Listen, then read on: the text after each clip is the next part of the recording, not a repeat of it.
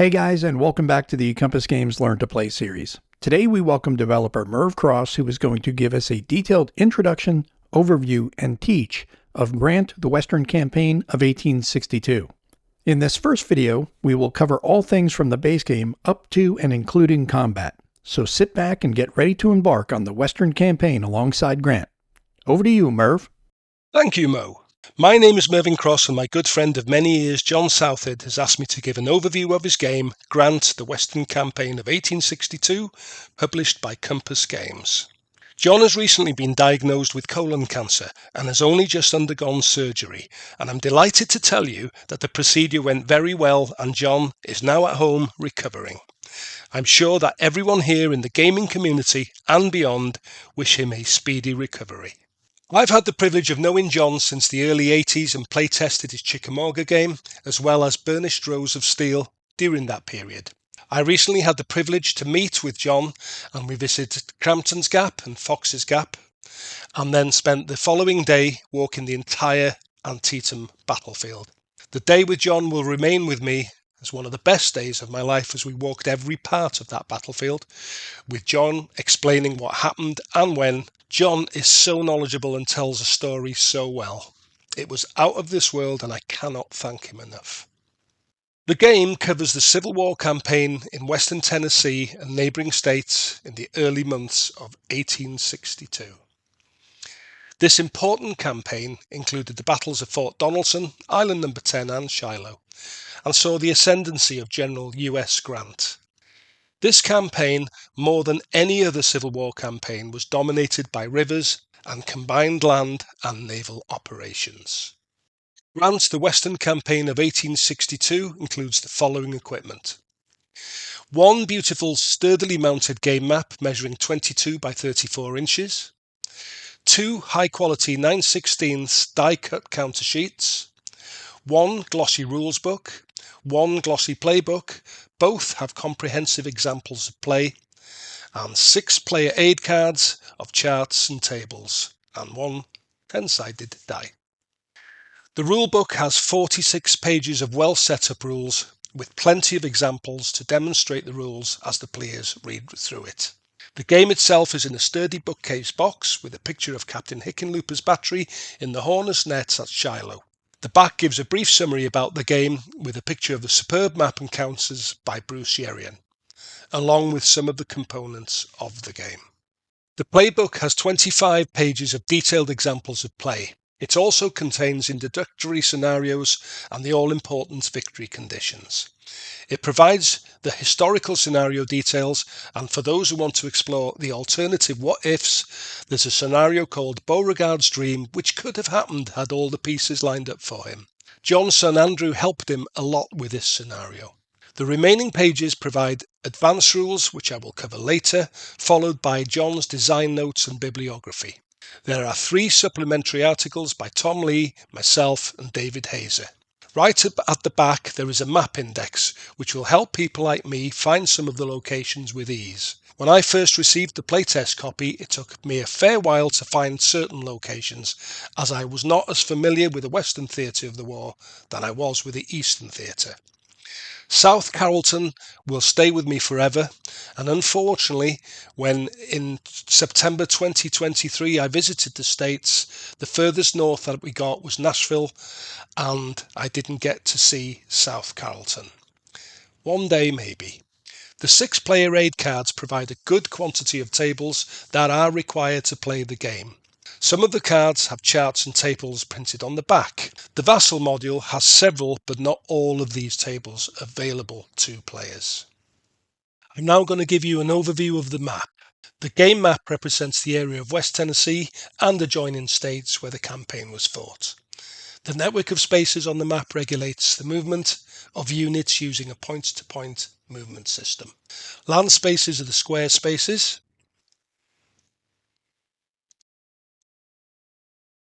and land movements proceeds from space to space along the straight connecting lines. It costs 1 movement point to enter each space. However, there may be additional costs or restrictions due to weather or geographical considerations. The space is labelled Arkansas on the west of the map, and Hennessy or Middle Tennessee on the right of the map, can be entered only by Confederate units through either normal movement or retreat after combat. They cannot be entered by Union units, and they do provide supply to the Confederate units occupying them. Supply is a critical factor in the game, which I'll cover later. The land spaces are connected either by roads, they're the brown lines, or by tracks, rail tracks. Again, there. The rail track symbolises not only rails, but it also indicates there's roads as well. And when it crosses a major river, it implies a bridge. Major river implying a bridge is Nashville. You can just about see it under there. And there's another one between Clarksville and Carbondale. And also there's one here. Those are the only 3 fixed bridges in the game. River spaces are the circles. And the current of the river is in the direction of the arrows. It costs 1 movement point to move downstream, and it costs 2 movement points to move upstream. I am now going to provide you with information about land spaces, and I'll be using Cairo as the main example. You will note that Cairo has a black surround which indicates that it is a supply source. To aid players further, we've included a wagon symbol.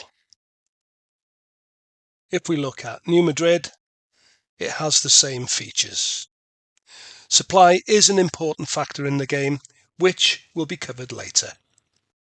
Moving inwards, you will see the blue surround, and that indicates that the space has a river landing, which means transport ships can load and unload troops and equipment. In the case of Cairo, the transport ship can get to this point and carry out those functions. Moving inwards, the light blue spaces indicate that they are under Union control at the start of the game, and this links into the importance of supply. As you can see, there are several spaces that are under control at the beginning of the game. Moving on to the other symbols, we can see that some have historical pictures of the actual site taken during or shortly after the Civil War. These indicate that they are reinforcement spaces. Reinforcements are placed more often than not at specific locations. I'm now going to look at the black circles. The black circles indicates the site value of that space. This represents that it has favourable geographical features such as bluffs where they can place the batteries. I am very fortunate to have visited Drury's Bluff and Vicksburg and seen for myself the advantages that good geographical features have. The higher the number, the better. If we look at Fort Henry, it has a 0 value. Both Grant and Johnson were surprised how susceptible Fort Henry was to flooding, hence its value of 0. Looking to the left, Fort Hayman has a value of 1, which is better, but the stronger positions such as Columbus, Island number 10, Fort Donelson, they were the strongest positions and therefore they had the best geographical features. These site values can be further enhanced by building minor forts. Minor forts can be upgraded to major forts, and I will cover that later. The map is divided into 2 sections. We have a western side and we have an eastern side. The western side is anything to the west of the Tennessee River, which goes from Paducah all the way upstream and eventually gets to this point here, which we've called Muscle Shoals. Anything to the west of that line is activated during the impulse phase when the Army of Mississippi chit is drawn. Conversely, if the Army of Central Kentucky chit is drawn, everything to the east of the Tennessee will be activated. I will cover activation in a little bit more detail later on. Now I want to show you what these boxes are for. The Union, for the Confederate, it's for counter density.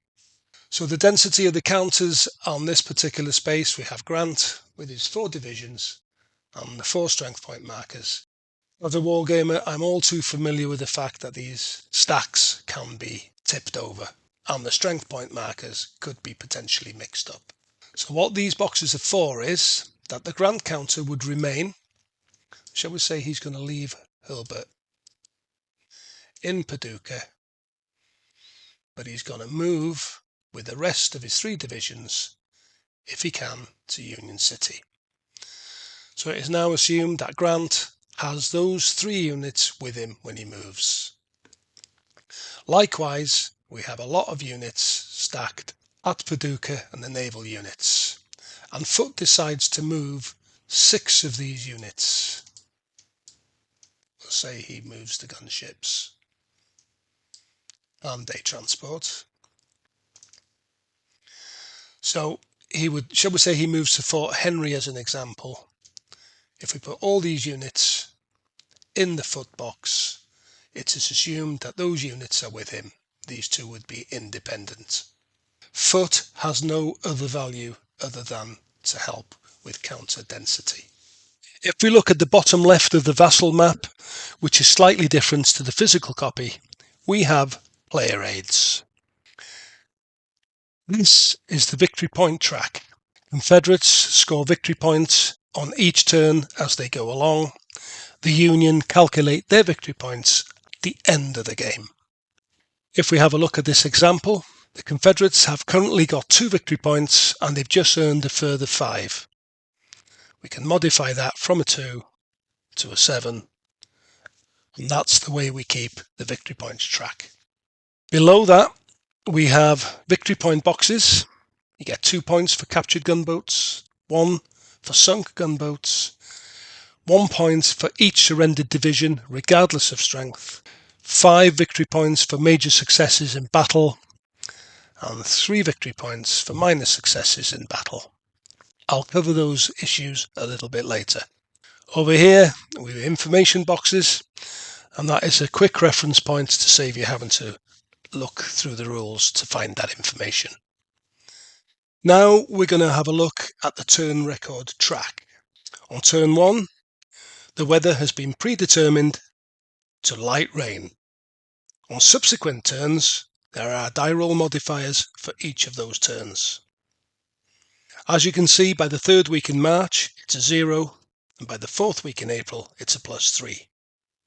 When we roll the dice, if we get a 6+, it'll be clear, 3 to 5 light rain, 1 to 2 rain, and the events that it's 0 or less, due to modifiers, then it will become heavy rain. And we would move this to heavy rain as an example. We have got the facility to flip that marker over to remind us, when we go to the next turn, that it cannot be clear. So if we roll a 6, the best it can be is light rain and mud. We would flip the marker back over and move it to light rain and mud. Bottom of the 2nd of February turn, you will see which random event chits need to be placed into a cup. 1 chit is drawn per turn. Some chits can only be used once and others twice, and once they are used, they are placed onto one side. If a chit can be used several times, once the turn is over, the chit is placed back into the random event cup. On the Vassal platform, we can select the event cup. The random event cup has already been primed with the counters that are necessary for the February 2nd turn. To the right is where we place the current event as a reminder that it's been played for this turn. Below that, that's used for used events, for events that can occur once, or if they can occur twice, once the 2nd draw is made, then they are placed there so that they're not used again. The random events chart gives the details for each of these chits. To the right, the corresponding dates. These chits can be placed into the random event cups with whichever units that are still in there. There is an optional Fog of War chit here if the Fog of War rule is being used. Looking back at the turn record track, there are symbols for the Dark Knight. Gunships wishing to carry out a run attempt will benefit greatly by using the extra cover of a Dark Knight. And if you look at run attempt table 1034 and run results table 1035, you will see the benefits of using a Dark Knight for runs. I am now going to give you an example of random events chits that can occur twice. During the setup, the counters for the Eastport and the Nashville squadrons are placed on the map at those sites and flipped over to their under construction sides. When this random event is drawn, the Confederate player can choose which squadron has been completed and flip it over to its completed side. It then functions as a normal vessel for the remainder of the game. So we'll draw the chit, flip it over, and let's say we decide that the Eastport is going to be constructed. Once the game turn is over, we can place that back into the random events cup. And in the event it is drawn again, which it will be because it's the only one there at the moment, the Nashville squadron would be flipped over to its constructed side, and the chit will then be placed in the used events chit area. We're now going to have a look at movement. The movement allowances are printed on the right hand side of the sequence of play chart, which is available on Vassal. Movement allowance is affected by weather conditions, and the weather chart, which is not available on the Vassal module, has a comprehensive list of all the effects of the 4 weather conditions that may occur during the game. Also, at the bottom of the weather chart, there is a list of reminders for players relating to the weather in regards to supply, rail and river transport limits, along with a host of other helpful information. If we look at the movement allowance table, we can see that leaders have 5 movement points in clear and light rain, 4 during rainy conditions, and 3 in heavy rain conditions. Infantry has 3 in clear conditions and 2 in light rain. Cavalry, if it's used, 4 in clear and 3 in light rain. In heavy rain conditions and rain conditions, it's always 1. Please note fatigued, demoralized and detachments, regardless of the weather, will only have 1. Let's have a look at the terrain effects chart. This is included on the Vassal module, and it provides the movement effects along with combat effects. It costs 1 movement point to traverse across one space to the other. We have 3 movement points in clear conditions and 2 movement points in light rain conditions, and only 1 movement point when it's raining or heavy rain. Shall we say that Buell wants to join Crittenden's force at Princetown? It would cost him 1 movement point to get to South Carrollton, but he's also crossing a minor river with no bridge, so that's an extra movement point. So that's 2 and 3. He couldn't make it. Let's say that the Union in a previous few turns have actually managed to build a bridge and it's now fully constructed. In this instance now it would cost him 1 movement point, 2 movement points, and he could join Crittenden at that point. Now let's look at ferry movement. Ferry movement, I'm going to use Buckner as an example. He's in Rome and he wants to get to Gallatin Landing. He starts his impulse on one side of the river and it takes the full impulse to move across. That would finish his move for that turn. Now let's say that the Lexington occupies that particular river space. That would prevent Buckner from crossing. Movement allowances for naval units cost 1 movement point when they're going downstream. So let's go over to this Clarksville area. 1, 2, 3, 4, 5, 6. To move upstream, shall we say we're going back to Gallatin Landing, it would cost 2, 4, 6, 8, 10, 12. Now I'm going to look at rail movement. Only the Confederates can use rail movement, and it's detailed in Rule 7.4. It's a maximum of 10 spaces. There are no terrain or weather effects to rail movement. However, they cannot enter Union occupied spaces. So I've already set this up. We have got in Memphis Breckenridge with 4 strength points, and he decides to use rail movement and he wants to get to Nashville. He has 10 movement points, so 1, 2, 3, 4, 5, 6, 7, 8, 9, 10. Therefore, he could get to Nashville. And once he arrives there, to help us remember that we have actually used the rail movement, we flip the counter over, rail movement used. And then finally, shall we say that Johnston's army is feeling cut off for whatever reason, he can retreat his army to the no Union entry space in Middle Tennessee. It would cost a full impulse to go through any of these areas marked with an A.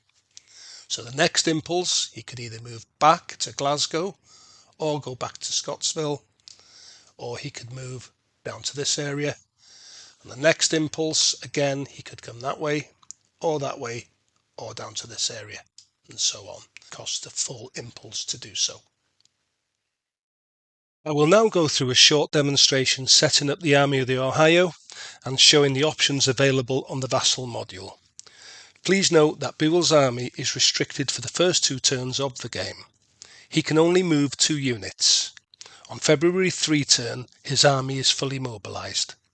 We have an additional counter for us to remind us that Buell can only move 2 units. If we place that particular counter on Buell, we can move him towards Louisville. The strength points are below the actual divisional leaders. To get the strength points, we select the units, we go to the game markers, and we select the strength points. We drag them over. The moment they're blank, and we can use the shift key and up arrow to increase to the required amount. Thomas has got 8 strength points. With the rest of them, I've already pre-loaded the game to make it simpler for us and quicker for us to set up.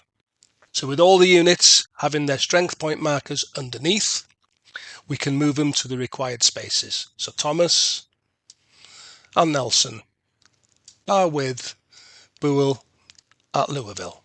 Wood and his 10 strength points are at Lebanon, and it just shows how useful these flag markers are for setup. It makes things very simple. The railhead goes to Mumfordsville along with Mitchell and along with McCook.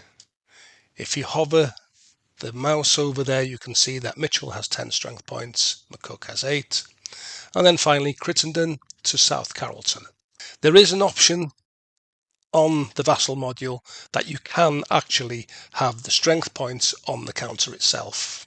So as an example, Crittenden shows that he has 5 strength markers and you wouldn't need the counter underneath it. However, if you're playing the Fog of War, your opponent can see exactly how strong your units are. Now I'm now going to talk about supply. Supply is calculated using the terminology radius as opposed to movement points, and it is judged at the start of each impulse. There are 2 exceptions, and that being defending Union units will judge supply at the instant of combat, which I'll provide you with a demonstration a little bit later, and units attacking a fort will judge supply from the fort at the instant of combat. Units that debark from a river transport into a fort space are considered in supply if they were in supply at the start of the river move. So if Grant was to attack Fort Henry, he's in supply at Paducah. He would board the 2 transport units with Smith and McClellan, and they would move upstream, and they would be classed as being in supply because they were at supply when they left Paducah. Let's look at another scenario. Grant is currently in Paducah. It is light rain, it's game turn 1. He decides that he wants to attack Columbus. In light rain he has 2 movement points, so therefore he can attack Columbus. Remembering that land attacks at fort spaces need to trace their supply radius at the instant of combat. The supply radius is 1 space. That means he can only get to Mayfield and cannot get back to Paducah. Remembering that the railhead marker is moved at the end of the turn. So therefore Grant would be out of supply attacking the major fort, and the effects of attacking a major fort out of supply, his strength points would be halved, rounded down. So both McClelland and Smith would actually use the 2 column of the combat table. It's game turn 2, and we're now going to go to the reinforcement phase. As you can see on the Vassal module, we have placed the reinforcement units on the spaces printed on the map, down on the turn record. It corresponds to the date that they will arrive. Let's start with the construction point. Construction counters allow Confederates to build a minor fort or upgrade minor forts to major forts. The construction counters are limited to 6, so we need to use them wisely. So let's say we want to build a minor fort at Eastport. We'll select the minor fort and place the counter there. That means it's under construction. Let's just move on to the next turn quickly. There's another construction point, and we decide we're going to upgrade the minor fort to its built side. It now functions as a minor fort. Jumping ahead a little bit, the construction point allows us then to start constructing a major fort. And if we jump ahead again, if we decided that we were going to improve that to a major fort, we can remove the minor fort and leave that at Eastport, which is now a major fort. Moving on to Beauregard. Beauregard can be placed anywhere on the map where there is a Confederate unit or units, east or west. Now we'll move to the strength point marker for the Union. The Union 2 strength marker can be placed in any reinforcement space that is under Union control. Just as a reminder, reinforcement spaces are indicated by the historical pictures within that space. Likewise, the Union transport can also be placed in the river landing space at a reinforcement city. Pittsburgh and Cincinnati can be flipped over to reveal where they can set up.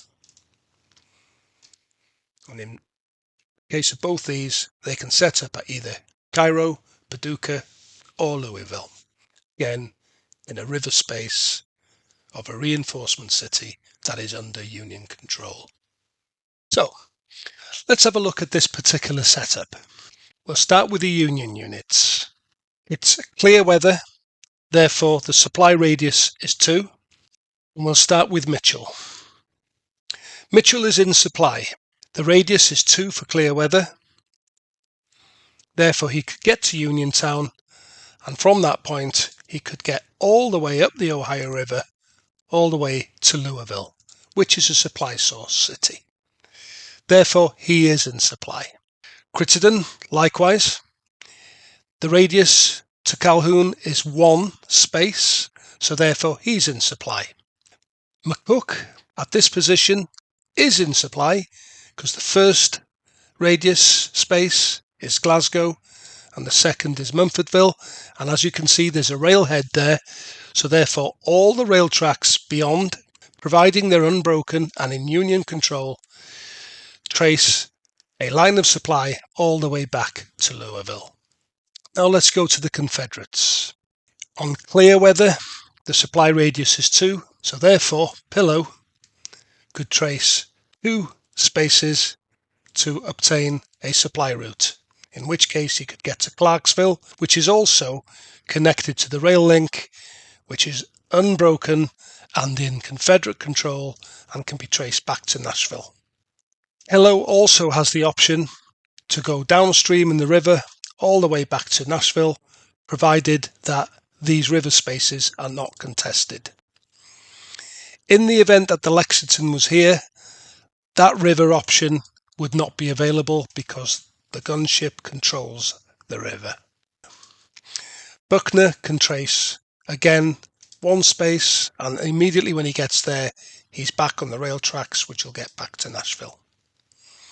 Likewise, Johnson, in this particular setup, has also got a direct link to Nashville via the rail tracks, which are in Confederate control, so he is in supply. Now let's say now it's either light rain or raining conditions.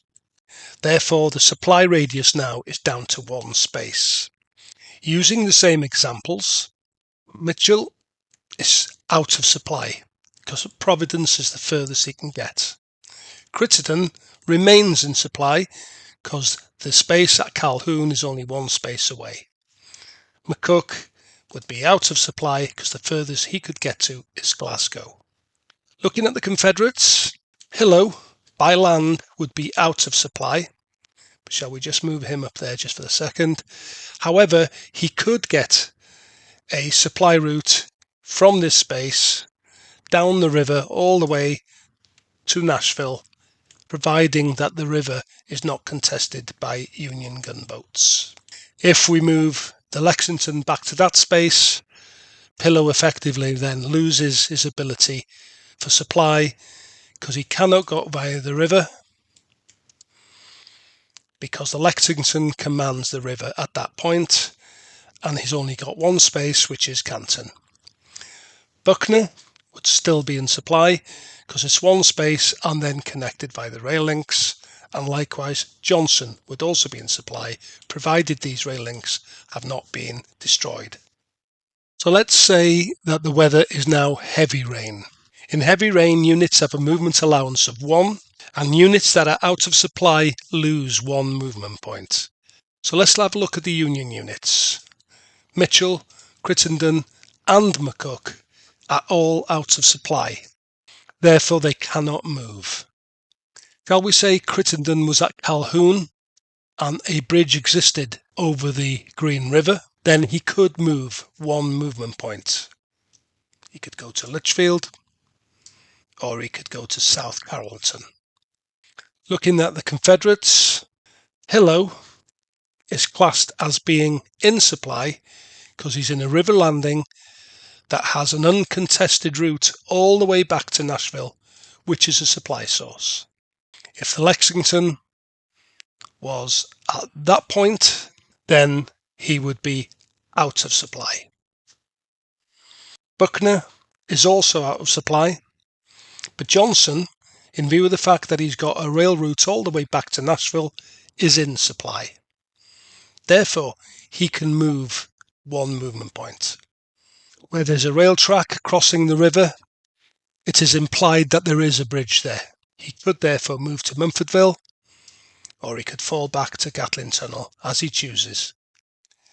Finally, on supply, units can trace a supply line back to supply sources via river spaces that are uncontested by river gunboats or infantry units. Union units can use landings as a supply route providing the space is occupied by a friendly unit or a garrison. There is an example on page 46 of the battle book, so I've set it up to show you what it means. We're assuming the weather is clear, therefore the supply radius for Sherman is 2. He can reach Pittsburgh Landing, however it's unoccupied by friendly troops or garrisoned. Therefore, he cannot trace a line of supply all the way up the river, which is uncontested by enemy gunboats or infantry, to Paducah. He's out of supply. So let's go to the setup chart on Vassal. We'll pick out a unit. We'll flip it over so that it is a detachment. And we'll allocate it using the alternative way for strength points, shift, arrow up, and we'll give it 2 points. So now, Pittsburgh Landing is a valid source of supply. Clear weather, we have 2 spaces, so therefore they can trace a line of supply all the way up to Paducah. Sherman is in supply. If it's light rain or rain conditions, the supply radius is 1, therefore Sherman would be out of supply. So let's say that the Confederates are actually in this position. Again, clear conditions, the radius is 2, he gets to Pittsburgh Landing. However, Venus Bragg and Ruggles are on both sides of the river. That space is contested by these infantry units in regard of supply. Therefore, Sherman is out of supply, as is the detachment. Now we'll assume that the Pittsburgh is in this position. Pittsburgh negates the effect of the two Confederate units because it controls the river space. Thus, Sherman, on clear weather conditions, is in supply, as is the detachment, but during light rain or rain turns, Sherman is out of supply, but the detachment remains in supply. I'm now going to give you some examples of play covering the basics of movement, reaction, supply, and combat. I will give a summarized version that has been provided in the playbook of the battles of Fort Henry and Fort Donelson. I want to start by showing you the battle display. On the physical map, it is printed on the side, and on the Vassal module, there is a battle display tab. I also suggest that the players use the battle marker and place it wherever the battle is happening. Let's say it's down here. I guess if you're anything like me, when the postman calls and by the time I've sorted that out and I get back up to the game, I almost without fail will say, now where was I? It's great getting old. In this example, I will use game turn 1 and looking at Buell's Army of the Ohio as having been activated. As I previously mentioned, Buell has movement restrictions on the first 2 turns, and we can use this counter and place it on the Buell counter just to remind us. On the February 3 turn, we can remove it. This means that Buell can only move 2 divisions in this turn. Let's have a look at supply. These are supply sources, Louisville and Calhoun. The supply radius on a light rain turn, which is game turn 1, is 1 space. Crittenden is 1 space away from Calhoun, therefore he is in supply. If we look down at Munfordville, the railhead is there and we have an unbroken link all the way to the supply city at Louisville, so therefore Mitchell and McCook are in supply. Likewise, Johnson is in supply as he can trace an unbroken line to several supply sources. Not wanting to be too aggressive because Buell has only got 2 divisions that he can move on the first 2 turns. Mitchell and McCook potentially want to get to Glasgow. Mitchell and McCook will have to move individually because they do not have an army commander. Units that have no army commanders will have to move individually, each division. So Mitchell decides he wants to go to Glasgow. Meanwhile, Johnson, who's in Bowling Green, attempts a reaction move. If we look at the initiative table, he rolls a dice and succeeds. There are modifications to the dice roll. We look at the initiative rating of the enemy player, so that means it's a -1 on the dice for Johnson. We look at the worst rating of the divisions, of which we've got Stuart and Hardy, both are 0s, so therefore they don't affect it. However, we have a +1 for Johnson, so the +1 and the -1 cancelled each other out. In this case, Johnson has been successful and moves his 2 divisions to Glasgow, in effect getting themselves ready for Mitchell when he moves in there. There is a land surprise table, 9.2. Had Johnson been already at Glasgow, then there's a potential that Mitchell could have caught Johnson's army off guard and had land surprise. But in view of the fact that he's just done a reaction move, it's not possible to surprise a unit or army that has just used reaction move. Therefore, we are now ready for Mitchell. There's no need for a surprise check, and battle will commence. We place the counters together. We go up here to the markers. We can put a battle marker at that position, and we are ready for battle. We do have a facility on Vassal, that being we can actually select the entire stack down at Glasgow, right click, and we can send the units to the battle display.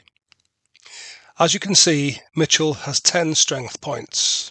However, in view of the fact that he's attacking across a river, for the first round, the strength is halved. So instead of using the 10 column, he'll be using the 5 column. Both sides have now placed their forces on the battle section and arranged the units in the front rank. Army commanders can assist one unit, and I've decided that he's going to assist Hardy's division in the first round. However, that places Johnson in a position where he could become a casualty. And if we have a look at the fire combat table, if a natural 9 is rolled and at least 3 strength points are firing at that unit, then the 9 results in a leader loss check. I'll cover that a bit later. All units will fire individually, but all fire is classed as being simultaneous. So we assign each unit a target from the front rank. Each unit must be targeted if possible. In this example, Mitchell is targeting Hardy. Hardy and Stewart will be targeting Mitchell. Mitchell rolls 1 die using the 5 strength point firing column. He rolls a 5. This is adjusted because he has a combat rating of 1, so the 5 now becomes a 6. And if we have a look at the 6 result on the 5 column, it results in 1 hit. So if we click here, it says get hit marker. We'll put that next to Hardy. Now it's the Confederates' turn. Both Hardy and Stewart can fire at Mitchell. Hardy uses the 7 column and he rolls a 5. He adds a 1 for his own combat rating, and he adds another 1 because Johnson is with him and assisting him. So therefore it now becomes a 7. And if we look here, a 7 result on the 7 column is 2 hits. Put this by Mitchell. We can use the shift and arrow right key to adjust the hits accordingly. So from now on, Mitchell will be firing with a +1 for his combat rating, but a -1 because he's had 2 hits. Stewart now targets Mitchell and he rolls a 4. He has no additional combat rating adjustments, and therefore a 4 on the 3 column is a miss. So the first round combat has finished. Mitchell has suffered 2 hits, so therefore the unit must be moved to the section that needs a morale check. Hardy does not have to check because he's only suffered 1 hit. But Mitchell does have to check. Anytime a unit suffers a hit and they already have 2 or more hits, they have to check the morale for each extra hit. The only time you don't check is when you suffer 1 hit on the first occasion. So we will look at Mitchell's morale value. It is a 0. He rolls a 6 and subtracts the -1, which gives a 5. And if we look at the chart, 5 to 9 is a pass. So therefore, Mitchell can fight another round should he choose. And in this example, we're going to choose to fight on. Mitchell has chosen to continue the fight at Glasgow. McCook cannot join him as a reinforcement until the end of this round. So given that Mitchell has decided to continue the fight at Glasgow, we will now go back to the land combat sequence. We don't need to check for supply or surprise because that all happened during the first combat sequence. So now we're into the rounds. The front and rear rank assignment remains the same. And now we continue to the second round of fire combat. So it's the next round of combat. This is the second one. This time, Mitchell is at full strength. The half strength was the first round only. So he's now going to be consulting the 10 column. He rolls a 6. That's modified to a 7 because of his combat value, but it's modified back to a 6 because of a negative effect of 2 hits. So therefore, the result against Hardy will be an additional 2 hits. If we press Shift, right arrow, it now becomes 3 hits. Now this negative modifier is not applied at this point because these actions are sequential. So Hardy fires back at Mitchell and he rolls an 8. But that's modified by +1 for his own combat and +1 because Johnson's assisting him. So if we go to the 7 column, there's the result of an 8, but it's modified to a 10, which means Mitchell has now suffered a further 3 hits, and that results in it being 5 hits. And that modifies the die roll modifier to a -2. Stuart fires using the 3 column, and he rolls a 6. It's a miss. We've just completed the second round of fire combat. Mitchell and Hardy have sustained losses, therefore they would need to go to the need morale check sections respectively. For the sake of speed, they've passed, so therefore we can put them back in the front. Had Mitchell failed his morale check, he would have become demoralised.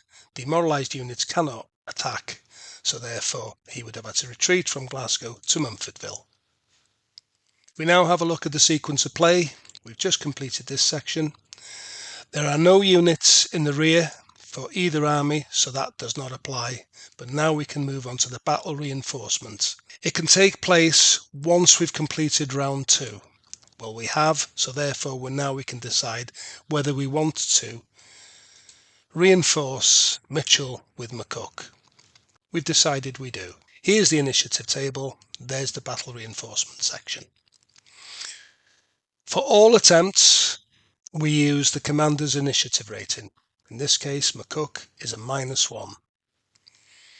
We then go to the battle reinforcements only. It's a -1 for all battle reinforcement attempts. There was no partial or complete surprise as Johnson had reacted to this space.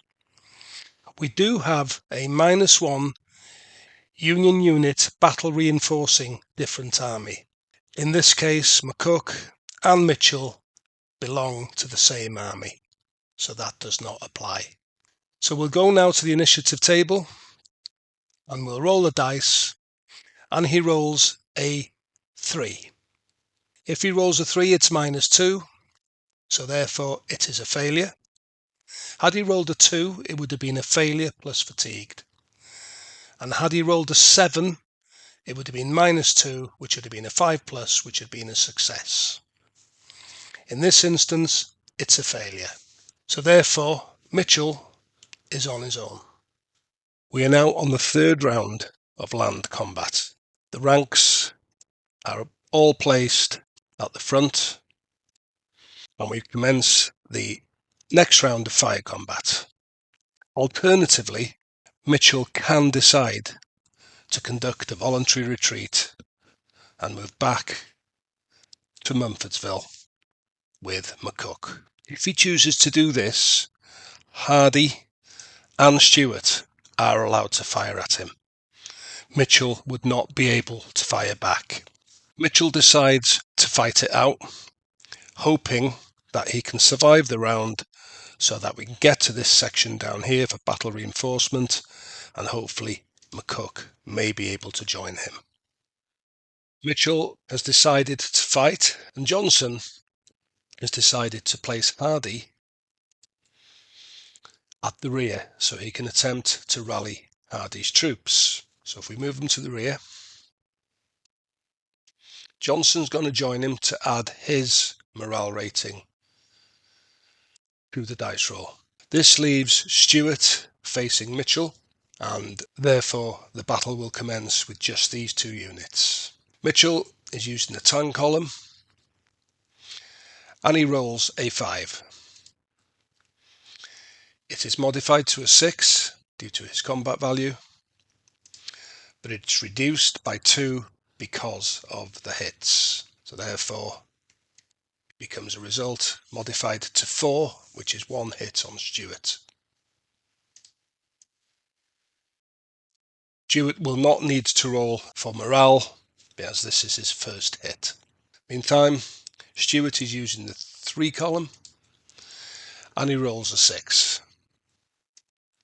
There is no combat modification, and therefore a 6 is a miss. So we've just finished that fire round. No morale checks required as there were no hits. Now we can go to number 5, which is rally. And these are the units at the rear, which are Hardy's troops, along with Johnson assisting. Now we look at the morale rally table, and the middle column is rally in battle. There the modifications are as follows. We have a -1 for the 2 hits, but we also have the morale value of Hardy, which is a +1, and being as Johnson is assisting, we have his morale value. So we have a +2 with the -1, it's a +1. And we roll an 8. So the 8 is modified to a 10, subtracted for the -1 for the 2 hits, so it becomes a 9. And that results in a rally -1 hit. So we can take one of the hits off here. If we shift and the left arrow key, we can place Hardy back in the front line in readiness for the next combat. Alternatively, we could have left him at the rear to see if he could remove that hit. So we've just completed the rally section, and Hardy was successful. And we move on to point number 6, which is the battle reinforcement. It is the 3rd round of combat just finished, so therefore McCook is allowed to make a reinforcement check. Let's say that McCook is successful. We can move McCook onto the battle display, and he can join Mitchell. So we've just had a successful battle reinforcement, and we go back to the next round, starting here, front and rear assignments. Mitchell decides that he's going to try and rally some of his boys and moves to the rear, and he will attempt a rally and battle later in the sequence. That leaves McCook to face Hardy and Stuart decides he's going to go to the rear, see if he can rally some of his units. So that leaves Hardy and McCook facing each other. The Union is the aggressor, and taking into consideration that McCook moved from Mumfordville to Glasgow across a minor river, he suffers half strength for the first round as the firing unit is attacking across the river. So instead of using the 8 column, he would use the 4 column. And he rolls a 5. He has 0 for combat, so the 5 stands as it is, which is a miss. Meanwhile, Hardy, he's looking at the 7 column. He will have a -1, but he will have a +1 for both his and Johnson's fire value. He rolls a 6.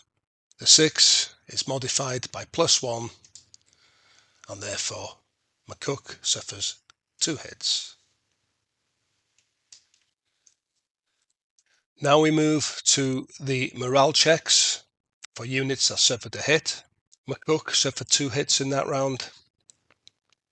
and Hardy was not hit at all, so he doesn't have to check for his morale, but McCook does. And if we consult the morale table once again for morale checks, we can see that his morale value is 0, but he will have a -1 for suffering the 2 hits. He rolls 6, and that passes. Now, moving back to the sequence of play, we can now try to rally the units that are in the rear using the rally in battle table. We use all the modifiers as necessary. 0 for his morale, but we do have a -2 for the hits. He rolls a 6. It'll be a 6 -2, which is a 4, which is a fail. So therefore, he hasn't recovered any hits. We go down to Stuart. Stuart rolls a 6. He has a +1. There's no negative effect for having 1 hit, and a 6 results in a rally -1 hit. Therefore, the hit is deleted, and Stuart can come back into the fray with no hits. Mitchell now has to make a choice. Does he stay in the background and leave McCook facing 2 units, or does he go back into the front rank and try and assist in one way or the other? He decides to come back into the fray.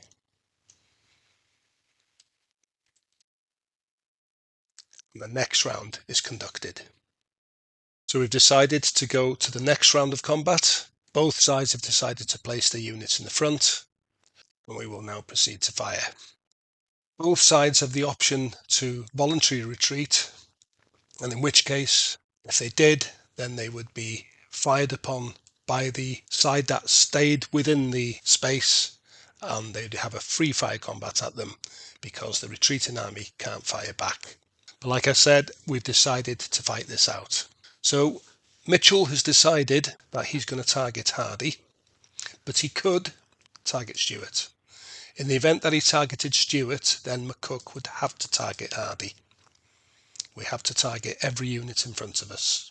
So Mitchell rolls a 9 on the 10 column. That produces 3 hits. The modifications are it's a +1 for his combat value, but it's a -2 because of the hits. So that gives him an overall total of 8, which is 2 hits on Hardy's unit. So we can modify this now to become 4.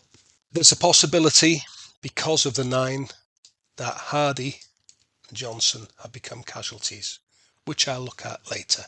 McCook decides to target Stuart. I should add, has to target Stuart. He is using the 8 column, and he rolls a 4. And that results in 1 hit to Stuart. Stuart will not need to make a morale check because it's 1 hit.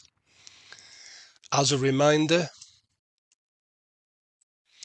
we can move Hardy back to here, which needs a morale check because he suffered 2 hits.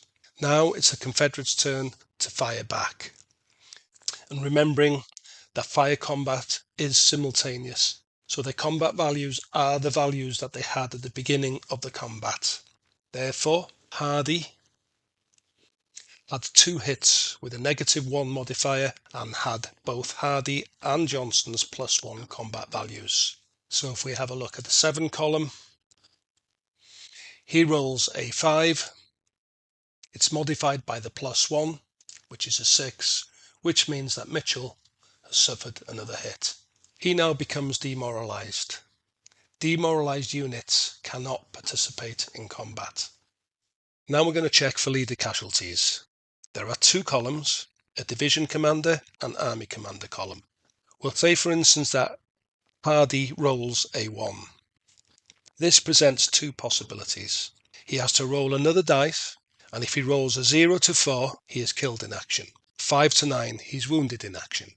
He rolls a 5, so he's wounded in action, and therefore has to consult the wounds table, 9.71. This is not included in the vassal module. He rolls a 7, and that means he is wounded in action and has to be replaced. Now we're going to have a look to see if Johnson is a casualty. Using the leader casualty table once again, this time on the right hand column it's Army Commander. There are two results that can produce a casualty. If we roll a 1, the Army Commander is wounded, and he would consult the wounds table as just described. On a result of 0, then there's a possibility he could either be killed or wounded in action.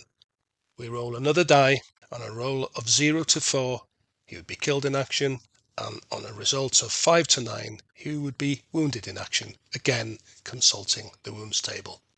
So if we consider what happened to Johnson at Shiloh, he would have been stacked with a unit in the front line. A natural 9 would have been rolled when firing at that unit. Johnson would have then consulted the leader casualty table, rolled 1 die. A result of 0 would have produced the potential of killed in action or wounded in action.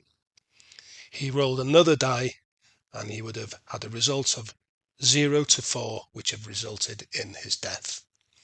So the odds of a army commander being killed in action is very, very small, but it's possible. And these are the risks we take when we place our army commanders in the front line. So we've completed the fire round. We've completed the leader checks for casualties, and Hardy was a casualty and he's been replaced. Now we go to morale checks. There is no need to check Mitchell because the 6th hit automatically demoralized Mitchell. So he cannot participate in combat and must go to the rear. McCook didn't suffer any further hits in this round, so therefore doesn't need to conduct a morale check, the same as Stewart. Hardy did suffer 2 hits, so therefore he needs to go to the morale and rally table and check for morale, modifying the die roll by -2 for the amount of hits he's had. His own morale value for the replacement leader is 0, but we do have a +1 for Johnson being with him. So therefore the modification is -1. And he rolls a 6, -1, which is a 5, which is a pass. So we would now then proceed to the next round. There are no battle reinforcements, so we go back to the top here, start the rounds again, and have front and rear rank assignments. Mitchell has got no choice other than to go to the back because he's demoralized and can't participate in combat. McCook can remain in the front line if he wishes to continue the fight, and Johnson and Hardy now have a choice of either being in the front or the back. So on this occasion, what I'm going to do, we shall move the replacement to the back where their respective hits to try to attempt to rally in combat. Stewart will face McCook. McCook has got 2 hits and he's going to fire at Stewart. He looked at the 8 column and he rolls a 6. A 6 would produce 2 hits, however it's modified by the -1 and his combat value is a 0, so therefore the result is a 5, which is 1 hit on Stewart. Stewart fires back because this is simultaneous. He consults the 3 column and he rolls a 7, which is 1 hit. So we'll add 1 hit to Stewart and we'll add a hit to McCook. So now we proceed to the next step, which is morale checks. So if we look at McCook, McCook would consult the morale table, which is on the left hand side, for a morale check, and he rolls a 3, -1, which is a 2, which is a fail. Therefore this unit is classed as being demoralized. If we look at the markers here, we can put a demoralized marker next to McCook. Demoralized units cannot participate in combat, so therefore they will have to fall back to the rear. We do the same for Stewart. He's just suffered an additional hit, so therefore he must carry out a morale check. and he rolls a 6. Therefore, it passes. So we have this situation now where McCook is demoralized. He will be in the rear. If we proceed to the next step, which is the rally phase, we can check for Mitchell as the starter, and it's on the second column. Inwards, which is the rally in battle, and he rolls the dice with the following modifications. 6 hits, has a -3. His own morale value is 0, and he rolls a 4, and therefore it fails. So as a consequence of both these units being demoralized, this will result in the Union having to carry out an involuntary retreat back towards Munfordville. If we have a look at the replacement counter, which was for Hardy's troops, he now wants to rally in combat. The replacement morale value is 0. Johnson's morale value is 1, but there's a -2, so that's an overall -1, and a 9 is rolled. So 9 minus 1 is an 8. It would be rally -1 hit. So the hits are reduced to 3 hits, and then that's the end of this particular sequence. I'm taking into consideration that we cannot go to the next round because both Union units are demoralized and therefore cannot participate in combat. Now we're moving on to the loss assessment section, which is 9.9 for the details. The losses table is below the fire combat table. It is arranged into the number of hits ranging from 1 to 6 on the top column, and then the die roll result on the left hand side. There's a modification to the die roll for the units that lose the battle. So Mitchell and McCook will have a -1 when they roll on their losses table. If we note that there are 6 hits on Mitchell's column, we would use the 6 column and roll 1 dice, and we would apply the -1 modifier.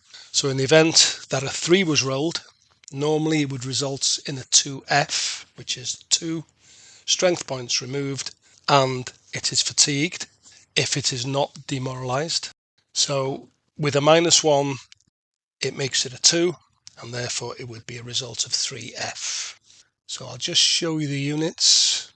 There is a fatigue marker here. However, it does state clearly if a unit is already demoralized, then the fatigue does not apply. So we don't need it, but I just show you as an example where to get it from. So therefore, he loses 3 strength points. So he's now down to 7. McCook, he consults the 2 hits column and he rolls a 5. Minus the 1 for the 2 hits, so therefore it becomes a 4. And that gives a result of 1F. And again, we don't need to apply the fatigue counter as McCook is already demoralized. So he would lose a strength point. Moving on to the Confederates, Stuart has got 2 hits, therefore the modification is just the -1 because he was the winning side. He would consult the 2 hit column and he rolls a 6, which results in just 1 loss. Now we go over to Hardy. We would consult the 3 hits column and he rolls a 3. That results in a 1F. So in this instance, fatigue marker would apply and he would lose 1 strength point. Once that's been concluded, we can take the hits counters off and replace all these units back on the map. They would maintain their demoralized value. Therefore, we would need a counter for demoralization for Mitchell when we place them back in Munfordville. So we've completed the land combat sequence. We've done the loss assessment. We don't need to do the major success determination as there was not enough strength points engaged in the combat to fulfill the criteria as described in 15.2. So that concludes Buell's Impulse, and we would then move down the sequence of play chart. Naval combat doesn't apply because we've just done a land combat sequence. I do want to mention briefly the regrouping process will be detailed in 9.55. Shall we say in the next impulse phase of Buell's army that these troops at Munfordville are not involved in a fight, and they did not move in this particular turn. They could consult the morale and rally table, 9.5, and they could select a column, regroup outside battle. There is an additional modifier for this, and it's a +3 if the unit did not fight or move. They would roll the dice. Any result, 1 to 4, is a fail, not forgetting that they would get a +3 on the roll. And if a natural 0 is rolled, a fail is regardless of modifiers. Anything else is a pass. Taking into consideration the current position, where we have Confederate units, Buckner with 7 strength points. We also have Johnson with 8 strength points, albeit Hardee's troops are fatigued, but they could launch an attack against Munfordville if they have an impulse available.